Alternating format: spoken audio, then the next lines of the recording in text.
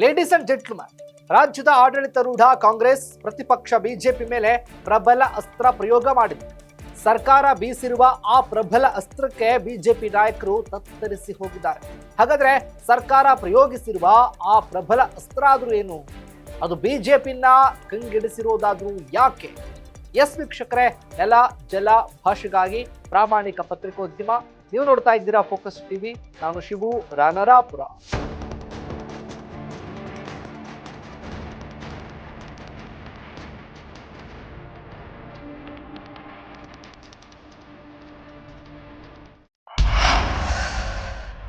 ರಾಜ್ಯದಲ್ಲಿ ಖಾದಿ ಕದನ ಕಾವೇರಿದೆ.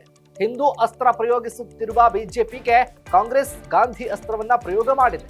ಕಾಂಗ್ರೆಸ್ ಸರ್ಕಾರವು ಎಲ್ಲಾ ಸರ್ಕಾರಿ ನೌಕರರಿಗೆ ಖಾದಿ ಕಡ್ಡಾಯಗೊಳಿಸಿದೆ. ಸರ್ಕಾರದ ಈ ನಿರ್ಧಾರ ಬಿಜೆಪಿಯನ್ನ ಕೆರಳಿಸಿದೆ. ಇದು ಹೊಸ ವಿವಾದಕ್ಕೆ ನಾಂದಿ ಹಾಡುತ್ತಾ ಅನ್ನುವಂತಹ ಪ್ರಶ್ನೆ ಕೂಡ ಸೃಷ್ಟಿಯಾಗಿದೆ. ಇದು ಸಿದ್ದು ಸರ್ಕಾರ ಈ ನಿರ್ಧಾರದ ಹಿಂದೆ ಭಾರಿ ಮತ ಲೆಕ್ಕಾಚಾರ ಕೂಡ ಅಡಗಿದೆ.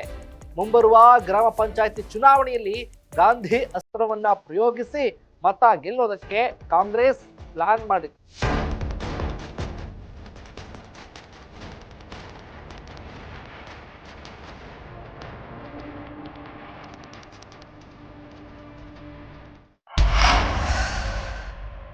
ಕೇಳಿ ಖಾದಿ ಮಹಾತ್ಮ ಗಾಂಧೀಜಿ ಅವರ ಬ್ರಾಂಡ್, ದೇಸಿ ಸಂಸ್ಕೃತಿಯ ಪ್ರತೀಕ.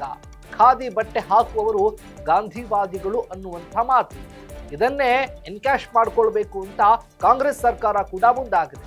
ಪ್ರತಿ ಬಾರಿಯೂ ಕೂಡ ಹಿಂದುತ್ವದ ಮತ ಮಂತ್ರದಿಂದಲೇ ಕೂಡ ಬಿಜೆಪಿ ಗೆದ್ದು ಬೀಗ್ತಾ ಇದೆ. ಈಗ ಕಾಂಗ್ರೆಸ್ ದೇಶಕ್ಕೆ ಸ್ವಾತಂತ್ರ್ಯ ತಂದುಕೊಟ್ಟ ರಾಷ್ಟ್ರಪಿತ ಮಹಾತ್ಮ ಗಾಂಧಿಯವರ ಹೆಸರೇಳಿಕೊಂಡೇ ಮತ ಮಂತ್ರವನ್ನ ಸಾಧಿಸೋದಕ್ಕೆ ಮುಂದಾಗಿದೆ. ಮುಂಬರುವ ಗ್ರಾಮ ಪಂಚಾಯತಿ ಹಾಗೆ ಜಿಬಿಯ ಚುನಾವಣೆಗಳಲ್ಲಿ ಗಾಂಧಿ ಹೆಸರನ್ನೇ ಪ್ರಬಲ ಅಸ್ತ್ರವಾಗಿಸಿಕೊಂಡು ಚುನಾವಣೆಯನ್ನು ಎದುರಿಸೋದಕ್ಕೆ ಸರ್ಕಾರ ಕೂಡ ಸಜ್ಜಾಗಿದೆ.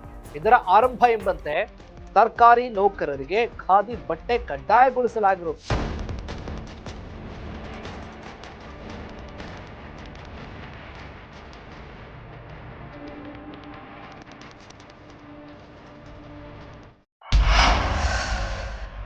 ಬಿಜೆಪಿಯು ಪ್ರತಿ ಬಾರಿಯೂ ಕೂಡ ಹಿಂದುತ್ವದ ಮತಮಂತ್ರವನ್ನ ಹೇಳಿಕೊಂಡೇ ಅಧಿಕಾರಕ್ಕೆ ಬರ್ತಾ ಇದೆ. ಅದು ಸಾಕಷ್ಟು ಬಾರಿ ವರ್ಕೌಟ್ ಕೂಡ ಆಗಿದೆ. ಹಾಗಾಗಿ ನಾನು ಕೂಡ ಅದನ್ನೇ ಯಾಕೆ ಮಾಡಬಾರ್ದು? ನಾವು ಹಿಂದುತ್ವದ ಹೆಸರೇಳಿದ್ರೆ ತಪ್ಪಾಗುತ್ತೆ.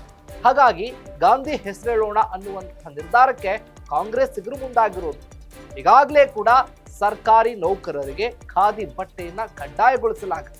ಈ ಮೂಲಕ ನಾವು ಗಾಂಧಿವಾದಿಗಳು ಅನ್ನೋದನ್ನ ಬಿಂಬಿಸಿಕೊಳ್ಳುವುದರ ಜೊತೆಗೆ ಬಿಜೆಪಿಯವರು ಗಾಂಧಿ ವಿರೋಧಿಗಳು, ಹಿಂದೂವಾದಿಗಳು, ಕೋಮುವಾದಿಗಳು ಅನ್ನೋದನ್ನ ಬಿಂಬಿಸೋದಕ್ಕೆ ಕಾಂಗ್ರೆಸ್ ಮುಂದಾಗಿದೆ.